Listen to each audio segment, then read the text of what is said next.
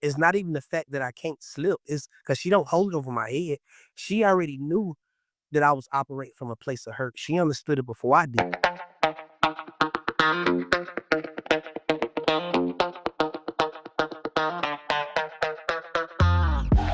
Welcome back to another episode of Daddy Issues. Our guest today is going to introduce himself and tell us a little bit about his story. All right. Hi, my name is Clarence Merriwether. And I just want to say, I've learned a lot of gratitude pretty much through my story and walk of life. Coming from having a blended family, me and my wife, we have 10 children blended, together. Five, what we always say is we have the DNA and the handpicked ones. You know what I mean? The ones, you know what I mean? So, but it's ranges from ages 23, the oldest, to the youngest is 11.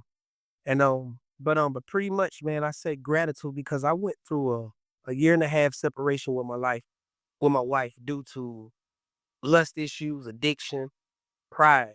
And and so I had like pretty much me and my wife, we've been married 10 years. And when I first met, I was fresh out of a rehab program. It was called Turning Point. I know, and I had pretty much my I found love in of masking my true feelings, because I having many kids, not with the same person. It was like I was pulled at so many different parts, because I came from a broken home. So I wanted to have a family, but being at 16 when I had my first daughter, I didn't know how an actual family worked. Look. So anyway, with those stresses, that's what led me to the streets, led me to drugs, and I fell into a bad spiral of that. And with all that, I was just telling a little bit of the back end. But during those when I met my wife, like I said, we moved to Texas, and I was only seeing the three that we have. So a lot of my kids thought that I left them behind, like they thought I left them behind. But really, it was needed because at that time, I didn't really know how to be a father. Truly, I mean, I didn't know how to be a father at that point. All I knew was provide and provide and provide. But anyway, w- um, I went through that addiction, all that stuff when I first got out, met my wife, went to Texas. We came back, and and then I fell back into that loop because I still wasn't seeing all my kids at the way I wanted it, and I felt kind of guilty tucking 3 kids every night, seeing them every night, but then having a schedule set with them. So I Yeah. resorted back to feeding that guilt and that shame, with drugs. So it led to me being wrong and stepping outside of my marriage and getting in a deeper spiral. And I say it learned me the gratitude because I had to be humble. And I lost everything and pretty much gave up on life.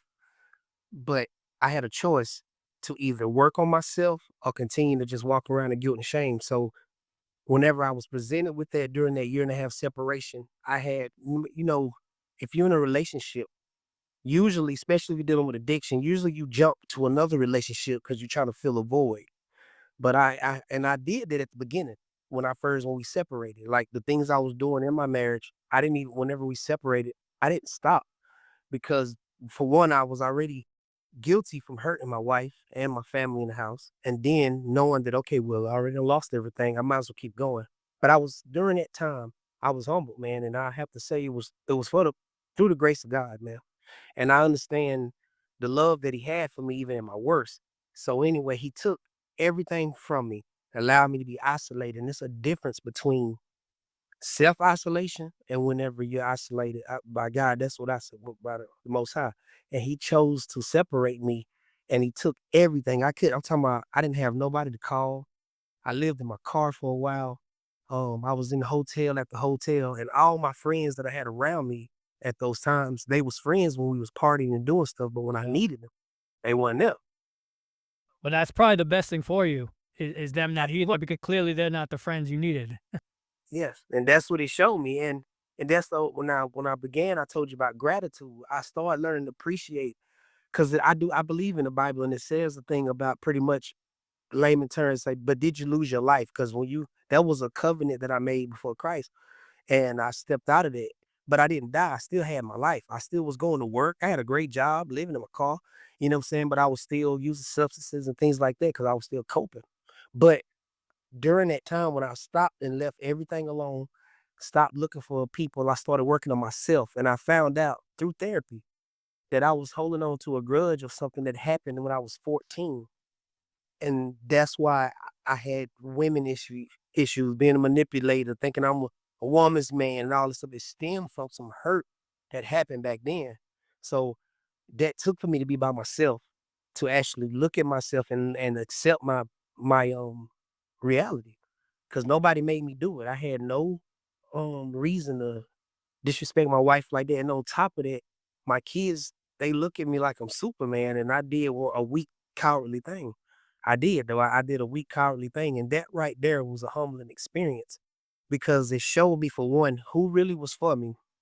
And the people who I thought was for me wasn't. But also, during that whole year, whenever I did the self-work and looking up and seeing who was there, and it was my wife, my kids, and you know what I mean? That's who was there the whole time. I was looking everywhere else, but the whole time it was right there in front of me. So whenever when that year and a half went by, we got back together. I just vowed to never have to lie again, to never hide anything, and also to show my vulnerability. Even though my kids know I'm strong and I'm not gonna quit, I want to show them how to properly process inadequate feelings, letting them know that as a man, like, I do feel these things sometimes, but I still keep going. That's the resilience.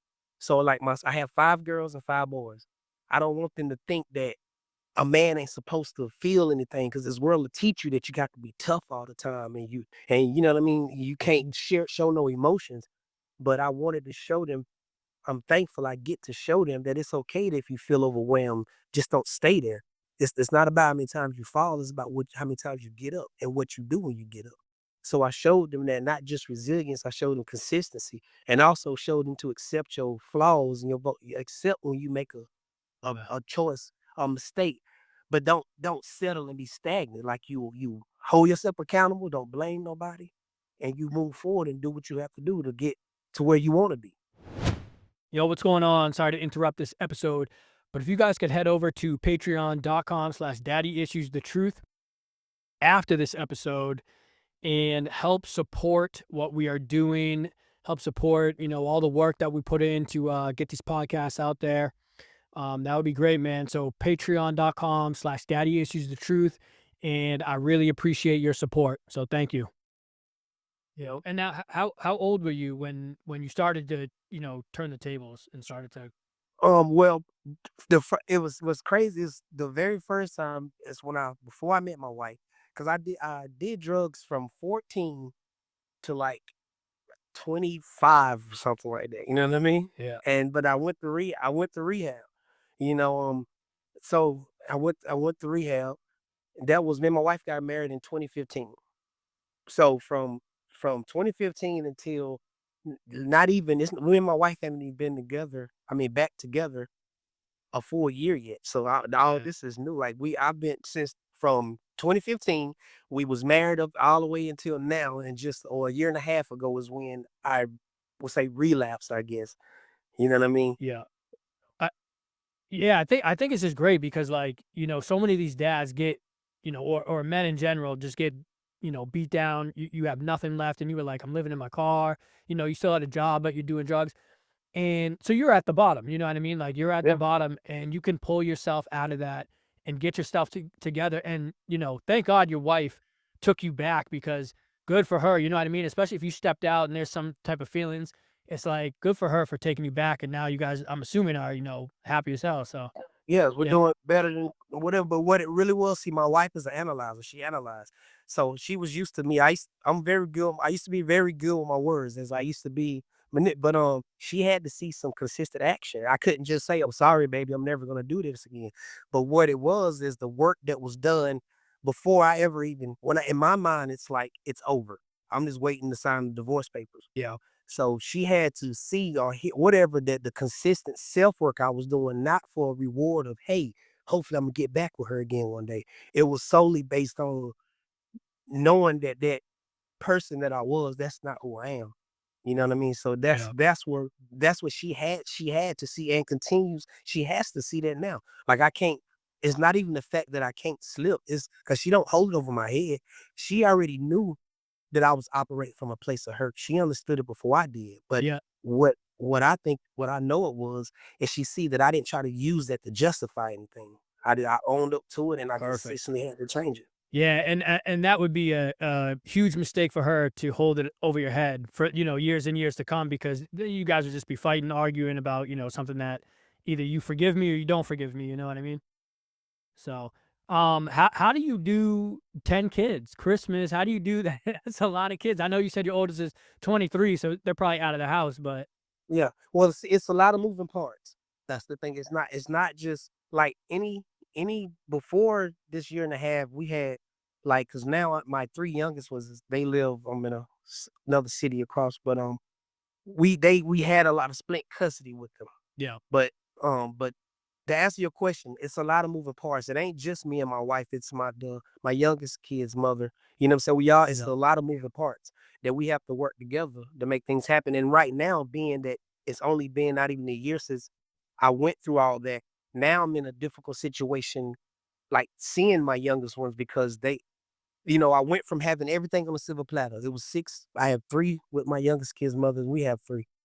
That was six in my house every other day for years, and then abruptly just I made choices that messed it up. I said I had like a silver platter handed to me, and I just messed it up. So I had to go through that process. So now they have to. My kid's mother's youngest mother, she has to see, in my opinion, the consistency of what I'm doing. Because in her mind, she always thought, I'm thinking, I'm not put words in her mouth.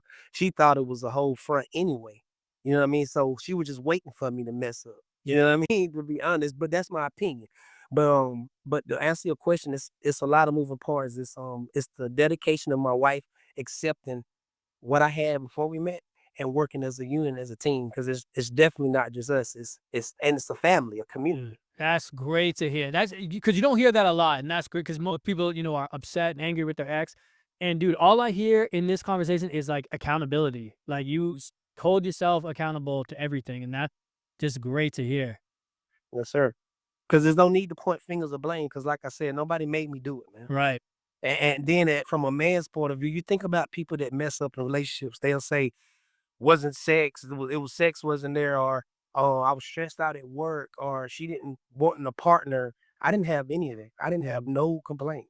Like not, I couldn't think of one thing. And I wasn't always rainbows and skittles. But my point is though, she been a teammate. Um, she been all in since day one. Yeah. And I never had to question it, her loyalty or nothing. It was me that was an immature little boy and was thinking that I could run more than one household at one time, and that's not how that worked, Yeah. you know? So what are you doing now? So are you starting a nonprofit? Yeah, man. Yes, Yeah. I'm in school. I'm in school for media arts and production. And I'm working on a nonprofit called Breaking Barriers because I do believe every kid deserves the proper male and female role model in their life. So I want to create like a studio where they can just come and express themselves creative. I Very cool. typically work in audio, I'm a Yep. lyricist, but I'm learning the whole thing because you're gonna have some kids who might like photography, or you know what I mean, I might something like that. So I'm going to get my credentials for that to ultimately have breaking barriers. Our goal is to have a family compound. What we want, like we want to have a family compound. That's our goal. But I want to have a specific nonprofit where kids come to express themselves artistically, and for the parents. Because in my community, it's a lot of single moms and dads, and the partner passed away from some substance abuse, or they're locked up in the system for things. And so it's a lot of kids that I'm like around every day in my house. Is at least 5 or 6 kids here every day from the community, because it's like our house is the place where a lot of kids come. Yeah. So Yeah, that's great to be that mentor too for kids, especially obviously you understand it. You went through it. You grew up with not knowing what a family is. So dude, it's amazing to just see the change and see, what you're doing now from where you were. yes, sir, That's amazing. definitely, man. And I give all honor and praise to God, man. That's the Yeah. first thing. 'Cause without that, I wouldn't be nowhere, man. Or without him, I wouldn't be nowhere. Yeah. Yes, sir. Yeah, if you could give some advice to some dads out there, what would it be? Heal the little boy that's inside of you, for once. Heal that. Don't hold on to that trauma. Because it's gonna come out It might come out in my case, addiction. It could come out in anger. It could come out with just having trust issues, whatever it is. Heal that pain that's inside of you and don't be afraid to be vulnerable. And also ask yourself this question. Are you a good dad? And if you say yeah, say to what standard are you weighing it up to? Like what how do you determine what's a good dad? My mentor he asked me that question, and every man thinks he's a good dad, but are we weighing it up to the world standard? You know, you go to work every day, you provide. Or is that what makes a good dad? No, it's a dad that's engaged, a person who don't point the blame. He understands his role. And not only do he know how to lead, he know how to follow as well. And he creates more leaders as he going. So I would definitely say hold yourself accountable, um, heal that trauma. And if you're married or you have a partner, whatever, respect and honor the vows you made. Yeah, and when you say heal that trauma too, have did you I think you said earlier, but did you go to therapy and do you recommend it for other people? Oh, definitely. Yeah, Definitely. And I would say in the black culture community, we have a whole we feel like we don't need certain things like that. yeah, And not only let me not the out men in general, I think sometimes we feel like we don't need to have somebody picking our brain. right. But therapy is definitely something that is good because you have an unbiased person who is not just listening to you, but hearing what you're saying. So they can offer you some tools to deal with those things. And yes, I went to therapy, I'm thankful for her. And it was a lady who just did it on the side. It was a gift that she just did on the side. She ain't have a she's licensed, but she just did that on the side. And you know what I mean? So definitely therapy. I recommend it for the people who feel like they don't have nobody to talk to, or they're afraid or ashamed, or they're gonna be looked at differently. Put that pride to the side, because how would you want your son or your daughter to grow up? And then, would you want them to be carrying a burden that they don't have to carry? Or would you want to show them how to actually heal from that and progress and potentially reach back and help somebody else that's going through it? Hey guys, real quick, if you can jump over to patreon.com/daddy issues of the truth, help support what we're doing, help support the channel, just so we can get as many dads as we can on the podcast and share their stories, and hopefully it's helping you guys out. That would be huge, man. And I definitely need your support, could use your support, and I hope that what we're doing is helpful to you. So, um, if you guys could help out, patreon.com/daddy issues the truth, and greatly appreciated, man. Thank you guys. All right, back to the episode. Yeah, yeah. Just like you said, as a man too, I always thought therapy was just I'm not a bitch. I'm not I'm not gonna Yeah, I don't want to tie to nobody. But then I did, and I mean it's great, man. And getting your feelings out there and talking, letting everything out, and then they can help you deep dive into like you said earlier, what happened when you're 14, and it's like they get things out of you that you really didn't even know were there or were causing the problem. So definitely. yeah. Yeah. Well, around here we don't put band-aids on because band-aids just cover up the wound. We want to heal them. You know what I'm saying? You know what I mean? So yeah. That's great. How were your how'd your kids take this when because they were I would think teenagers Yeah, when you were gone for a year? yeah. For the they was angry because all they knew now with the three that I have in my marriage for the years, I've been in the house, they're not mine biologically. Yeah. You know what I mean? But so I've been there with the youngest one now the oldest one is 16 that's in the house. But the our three, I've been there straight 10 years in their whole life. Now the ones that was outside of my marriage, um, I've been there since day one, but they started living with us after 2017, 2018. But they didn't take it very well because all they knew was stability. They Yeah. knew stability. And then I made a choice. Granted, it was some things going on prior to me leaving. My point is I made a choice that disrupted their whole foundation. So they didn't take it well. And we're still I'm giving them space to express themselves. It's by the grace of God, it's good because they are forgiven because they are kids. But yet and still they was hurt. They was Yeah. very hurt because I like once again I was Superman to them and they was like, "What?" Like it was totally left turn for me to be doing it because it wasn't no pre-issues. It wasn't like, we having a months and months or years of arguing or stuff. It was just like, "What?" You know Yeah. what I mean? So, but they didn't take it very well. But from the foundation that was laid prior, meaning the way that me and my wife are about people can change, we instill that into them. So it actually gave them a opportunity to see that, okay, well, even people do mess up, but they can change. So pretty much the ball's in my court. Like, you know what I mean? Yeah. They're forgiving, but yet still I have to consistently show them that this is who I truly am and not just words, you know? Yeah. Meaning the good side, the going through that and changing, they need to see not just through words that I'm saying, "I'm sorry, I ain't gonna do nothing like that again." They have to see consistent of progression of being a better person, the leader and the Superman that they say or look at me as. I have to truly show that, not just a title of being bad in the house, you know? Yeah. And how old is the oldest one In the house. of those kids? Yeah. Or the She ones that are out? Tayana, she's 23. 23. Okay. Yeah. Yeah. Yeah, she's 23. Mhm. Yep.